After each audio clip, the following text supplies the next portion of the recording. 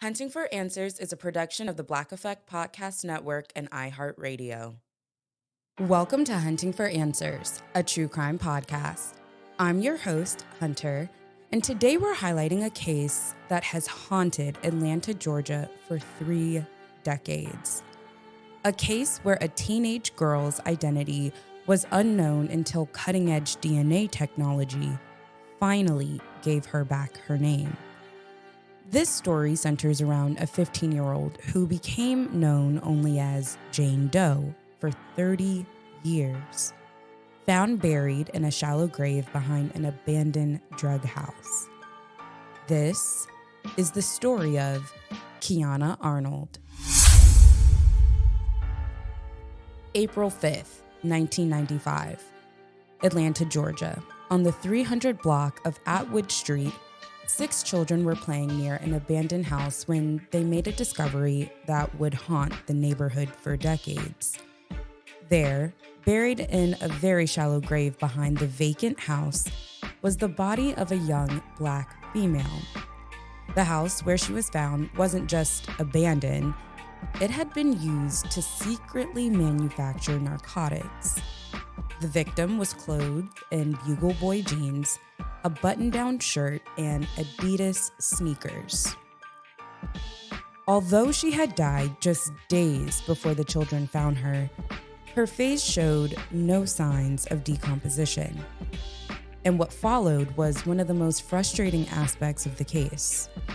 The autopsy revealed that the cause and manner of her death remained undetermined. For 3 decades, she had no name.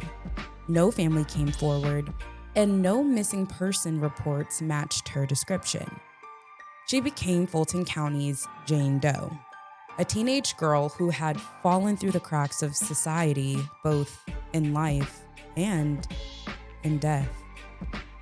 Investigators knew she was young, likely in her teens, but without dental records or DNA matches, her identity remained a mystery. The case file was collecting dust as detectives moved on to newer cases, but this unknown victim was never forgotten. She was buried as Jane Doe, her grave marked only by a number. For 30 years, no one knew her real name was Kiyona Arnold. In 2022, the Fulton County Medical Examiner's Office decided to take a new approach to this 30-year-old case. They partnered with Othram, a forensic laboratory that specializes in advanced DNA testing and forensic-grade genome sequencing. According to reports, this wasn't your typical DNA test. Othram uses cutting-edge technology to build comprehensive DNA profiles from degraded evidence that traditional DNA testing methods often can't analyze. So the cost of testing was covered by a DNA Solves crowdfund, and the process involved forensic-grade genome sequencing to create a detailed DNA profile, followed by genealogical research to trace potential relatives. The breakthrough came through something called genetic genealogy, the same technology that has revolutionized cold case investigations across the country. Scientists at Othram were able to trace the DNA to potential family members and then use their testing to confirm the match. In June 2025, after 30 years of being nameless, the Jane Doe from Atwood Street finally had her identity restored. She was Kiyona Cherry Arnold. Born on March 1st, 1980, she was just 15 years old when she died. She had turned 15 only 1 month before her body was discovered. Friends called her Wanda, a nickname that investigators were able to uncover. Kristen Middleman, Chief Development Officer at Othram, spoke to the horror of the case, saying, "Absolutely no one should be found in a shallow grave behind some building." But it's even more horrific when it's a child. Kiyona's identification represents the 23rd case in Georgia where officials have publicly identified an individual using Othrum's technology.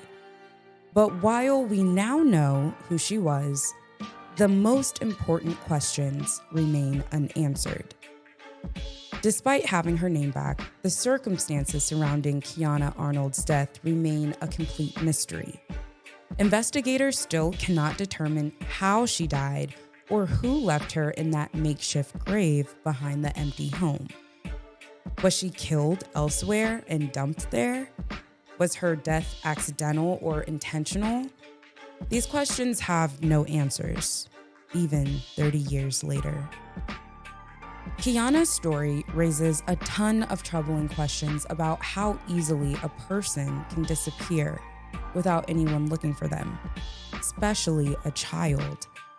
Was she in the foster care system? Was she experiencing homelessness? Was she estranged from family? The fact that no missing person report was ever filed and no one ever spoke up about her disappearance is really sad and concerning. Today, investigators hope that Kiyona's identification will generate new leads in her case. With her name now out in the public, perhaps someone who knew her will come forward. Perhaps someone remembers seeing her in the days before she died, or perhaps someone knows who killed her. Kiyona Arnold finally has her name back, but true justice has yet to come. While we now know who she was, we still don't know who killed her and why, and her death deserves to be solved. At the time of her disappearance, she was more than likely around 5'7" and weighed about 140 pounds.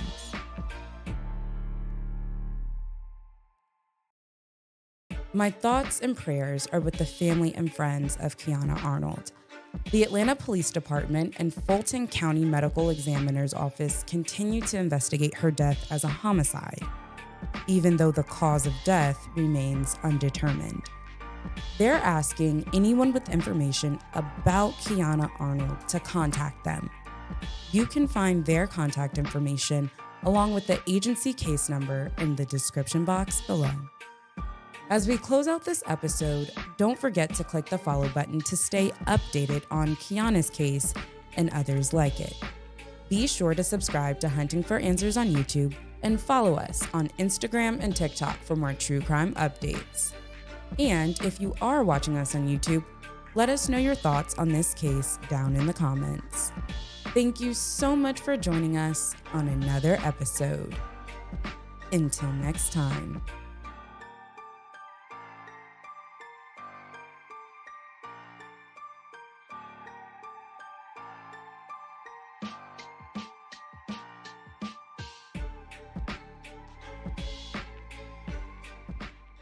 Hunting for Answers is a production of the Black Effect Podcast Network. For more podcasts from the Black Effect Podcast Network, visit the iHeartRadio app, Apple Podcasts, or wherever you listen to your favorite shows.